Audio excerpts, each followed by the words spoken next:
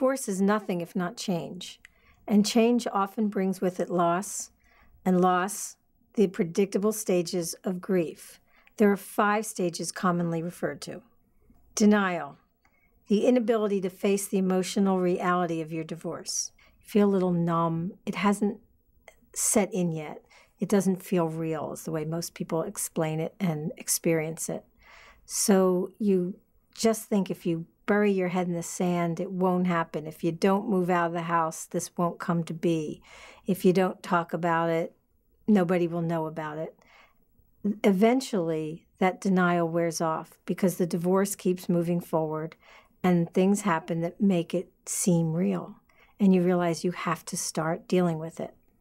Anger, realizing the reasons for your divorce and thinking about the infidelity, betrayal, loneliness, increased responsibilities, and other changes that are not necessarily wanted.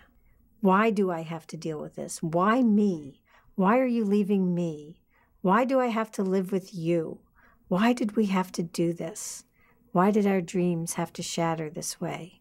How come I have to leave the children? However it comes out, the feeling is, I wish this wasn't happening to me, and I'm angry that you're involved in making it happen. There's a lot of blaming at this stage. Bargaining, trying to strike a deal with your soon-to-be ex, with God, or with anyone else you can find. Many times at this stage, one spouse or the other says, let's go to couples counseling. If only we could get somebody else to fix this problem, maybe we won't have to end this way. You also negotiate with each other. How about if I just take care of the children more? If I work less, if I drink less, would you come back? Would you change it? And everybody tries to make a deal. Those bargaining chips don't usually work because it's often too far down the road already. The trust is broken. And sometimes there's a long period in here where one or both partners try and change and try and accept the change. It can work, but it often doesn't. When it doesn't, it leads to the next stage. Depression, feeling deep sadness that lingers, often mixed with anger. It's the stress that can produce negative physical and emotional results. That's when the reality sets in that there's nothing you can do that will make this work and will make it change and stop this from happening. It's sad. It's hopeless. All of the changes that you've begun experiencing feel overwhelming. And you feel a bit like a failure, where you feel like the other person has really let you down. That's when you're at risk for depression.